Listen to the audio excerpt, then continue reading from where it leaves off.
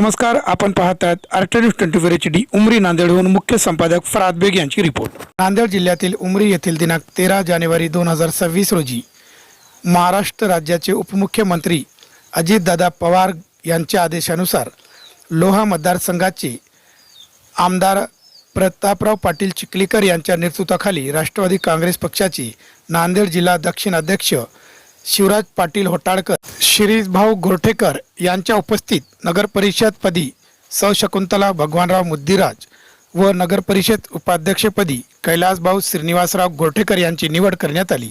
या कार्यक्रमाच्या उपस्थितीत आपले मनोगत व्यक्त करीत आहेत श्रीषभाऊ देशमुख गोरठेकर। अध्यक्ष बाळासाहेब पाटील रावणगावकर साहेब, आमचे ज्येष्ठ मार्गदर्शक शिवाजीराव कार्लेकर साहेब,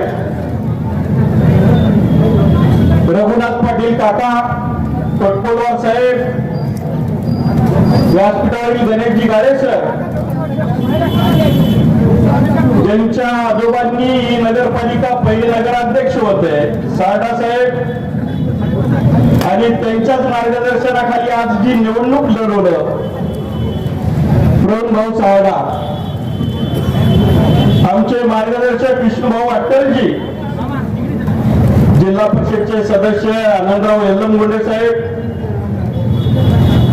आमच्या मार्केट कमिटीचे उपाध्यक्ष प्रल्हाद पाटील इजतगावकर साहेब, धर्माबादून आलेले भाऊसाहेब पाटील चोळाकेकर, मीनाक्षीताई कागडे, सर्वांचे नाव घेतोय पण काकांना उशीर होत आहे म्हणून सर्व ज्येष्ठ मंडळी, युवक मंडळी, व्यासपीठावरील सर्व मान्यवर आणि त्यांचं पदग्रहण सोहळा, सर्व नगरसेवक, नगरसेविका आणि पुढे बसलेले सर्व माझ्या वडिलांप्रमाणे वडीलधारी सर्व जनार्दन मतदार ज्यांनी केलं आणि ज्या नगरपालिकेचा भौगोलिक विजय केला त्या सर्व मतदार बंधू आणि भगिनींना मी सप्रम नमस्कार। या पदग्रहण सोहळ्याच्या निमित्तानं काकांची उपस्थिती लाभणार होती हे आम्हाला माहितीच होतं की वडिलांच्या नंतर आमचे सर्व सर्वीय कोण असतील तर भाऊसाहेब देशमुख गोरठेकर, नानाजी, दासू काका यांच्या मार्गदर्शकाने आम्ही चालत आहोत। आज कैलासनी सांगितलं,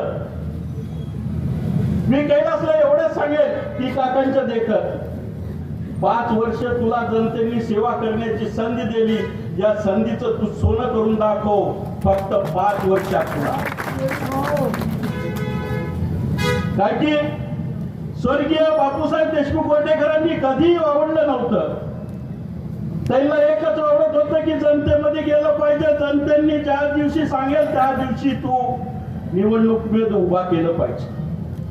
काका, मी पहिल्या वेळेस नाराज होतो, मी माझ्या वडिलांवर जिल्हा परिषदचं तिकीट दिलं नव्हतं, दुसऱ्या वेळेस माझ्याच गावातून सर्वजण होते म्हणे गावातले कोणी आले नाही पाहिजे, मग इथल्या प्रत्येक नागरिकांनी सांगितलं, जनतेनी मोठ्यांनी आशीर्वादांनी सांगितलं, त्यावेळेस मला तिकीट देऊन पंचायत समितीचा सभापती केले।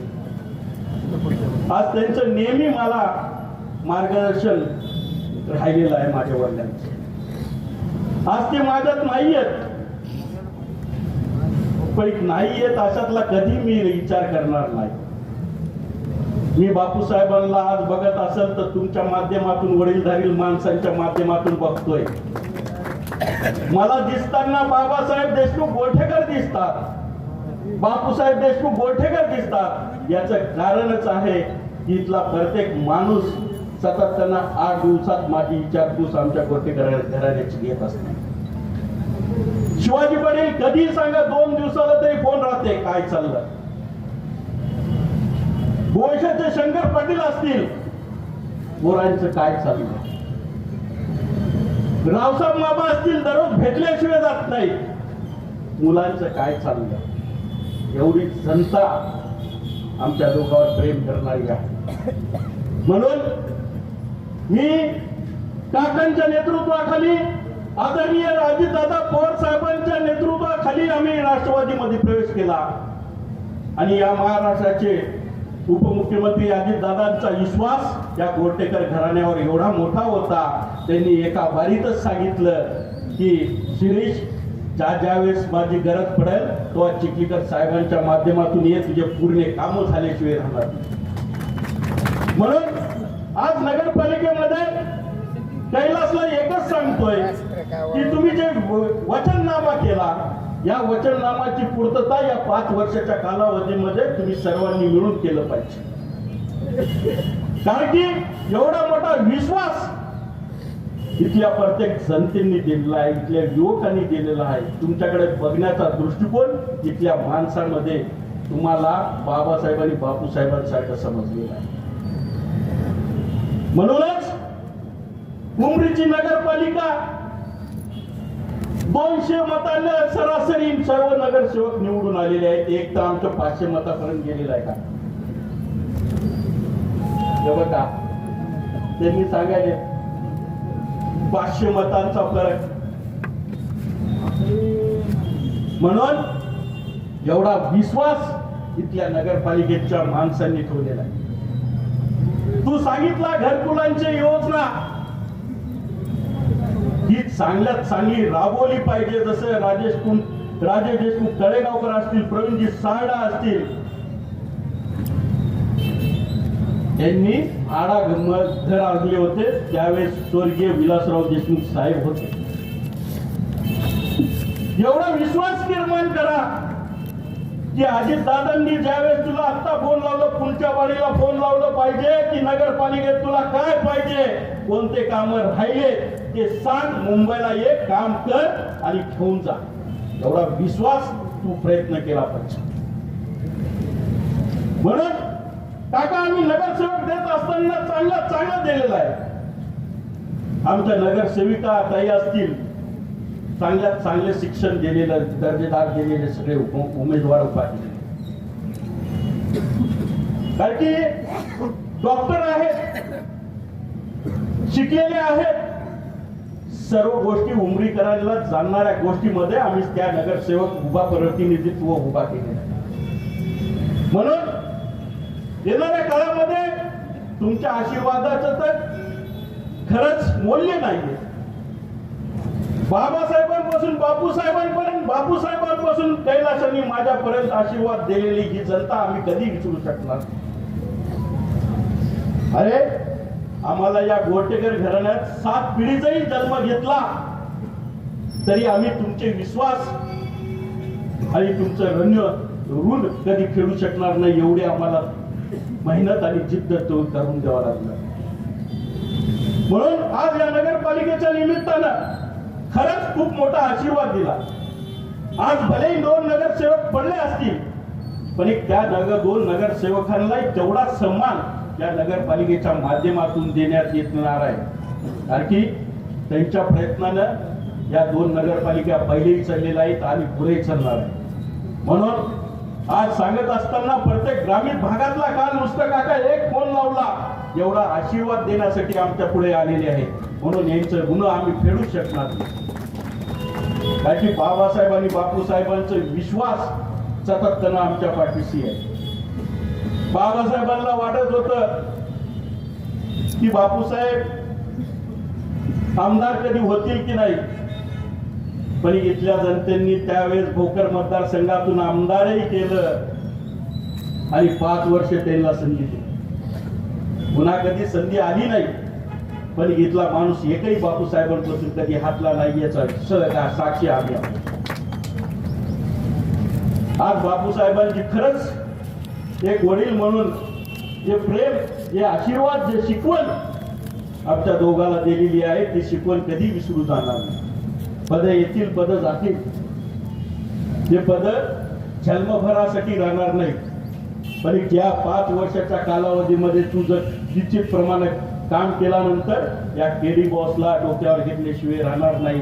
इथल्या युवकांनी काम केलं.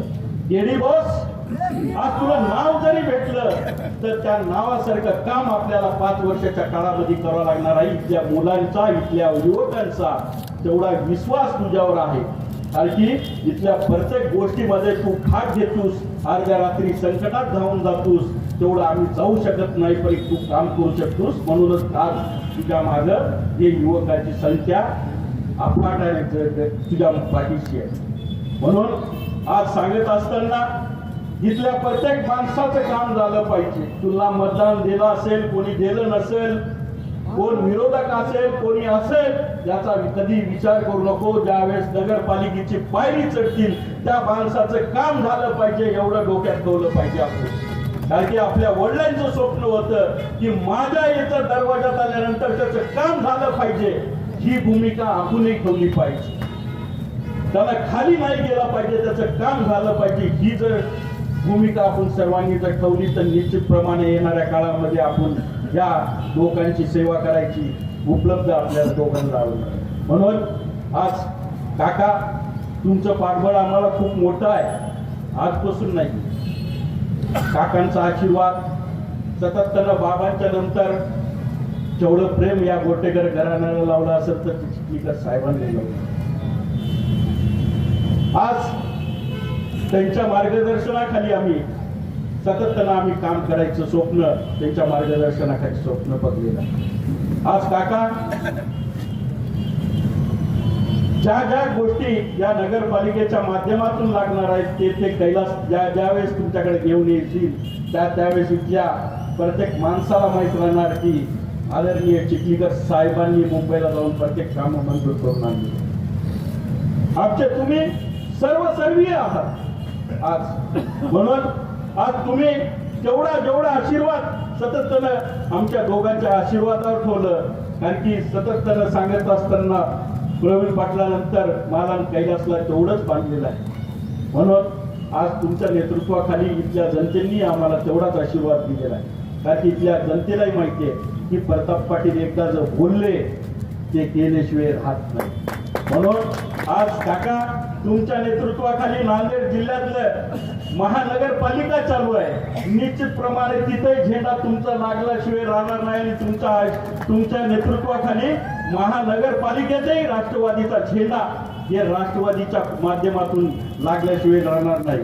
आज आम्ही ठरवलं की आमचं पदग्रहण झाल्यानंतर प्रत्येक जण या नांदेडला जायचं. चिखलीकर साहेबांच्या नेतृत्वाखाली आपल्याला काम करायचं आहे. तिथले जे नगरसेवक चिखलीकर साहेबांनी दिलेले आहेत वार्डात, त्या वार्डाचा आपल्याला प्रचार या 2 दिवसात करायचा आहे. मित्रांनो, आज तुम्हाला एवढंच सांगेन की आपल्याला चिखलीकर साहेब येणाऱ्या 2.5 वर्षानंतर किंवा 6 महिन्यात लाल दिव्याच्या गाडीत बसून जर उमरीला आणणं गेलं या राष्ट्रवादीच्या माध्यमातून. चिखलीकर साहेबांचं नाव चालू आहे बरं मंत्रिमंडळात. त्याच्यामुळे आपल्याला कोणालाही घाबरून जायची गरज नाही. निश्चितप्रमाणे काका तुम्ही मंत्री होणार, इथल्या प्रत्येक माणसाचा विश्वास आहे.